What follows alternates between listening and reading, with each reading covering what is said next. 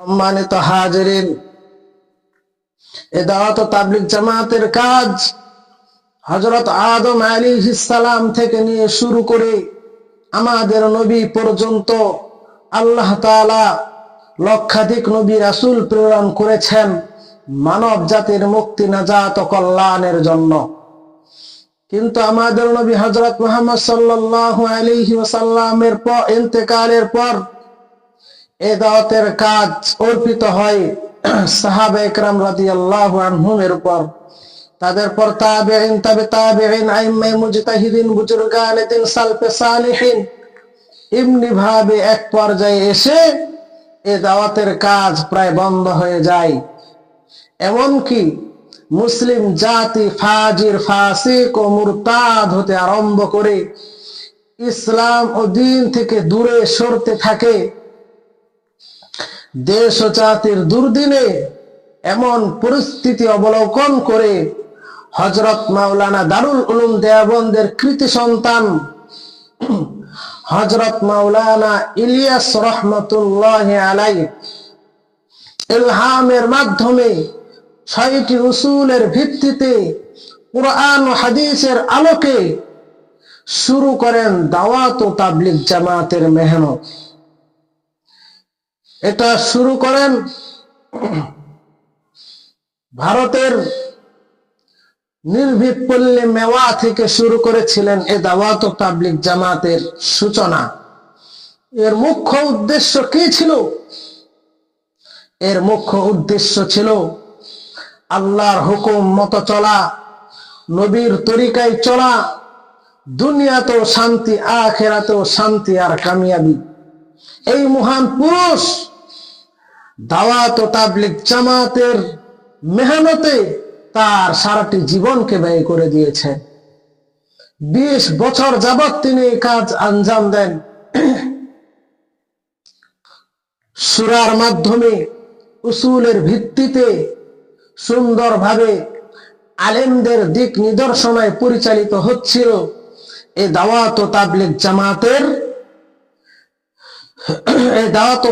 জামাত।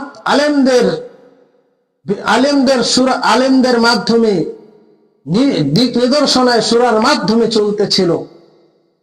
ইলিয়াস রহমাতুল্লাহি আলাইহি সূরা অনুযায়ী উসুলের ভিত্তিতে এই দাওয়াত ও তাবলীগ জামাত এর কাজ আঞ্জাম দেন প্রায় ২০ বছর যাবত। তার ইন্তেকালের পর হযরত মাওলানা ইউসুফজি রহমাতুল্লাহি আলাইহি প্রায় ২১ বছর যাবত এই দাওয়াতের কাজ আঞ্জাম দেন। তিনিও যখন ইন্তেকাল করলেন তখন প্রবীণ মুরব্বী হলেন হযরত মাওলানা এনাবুল হাসান কান্দলবী রহমাতুল্লাহি আলাইহি। তিনিও সূরার মাধ্যমে, সূরা সাপেক্ষে, উসুলের ভিত্তিতে এই দাওয়াত ও তাবলীগ জামাতের কাজের আঞ্জাম দেন।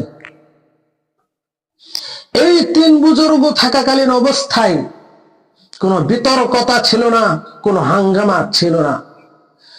কিন্তু যখনই মৌলভী সাদ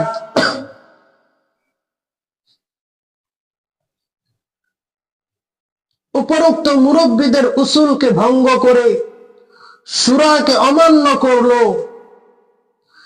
একাই আমিরত্ব দাবি করলো আর ভুল ফতোয়া দেওয়া আরম্ভ করলো, তখনই শুরু হলো বিতর্কতা, হাঙ্গামা আর আলেমের প্রতি আওয়ামের হিংসা বিদ্বেষের আগুন, যেটা ছিল ইহুদি খ্রিস্টানদের বহু বছর পূর্বের আশা আকাঙ্ক্ষা, যা মৌলভী সাদের মাধ্যমে তারা তাদের এজেন্টকে বাস্তবায়ন করতে পেরেছে, যার জ্বলন্ত প্রমাণ আমরা টুঙ্গির ময়দানে দেখতে পাচ্ছি।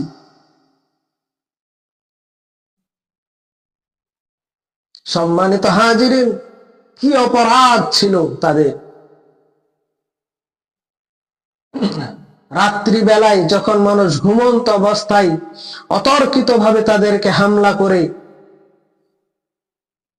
তাদেরকে রক্তাক্ত করে এরা কেমন তাবলিগ জামাত? এরা হক্কানি তাবলিগ জামাত হতে পারে না। এরা হলো ইহুদি খ্রিস্টানদের ষড়যন্ত্রকে বাস্তবায়নকারী।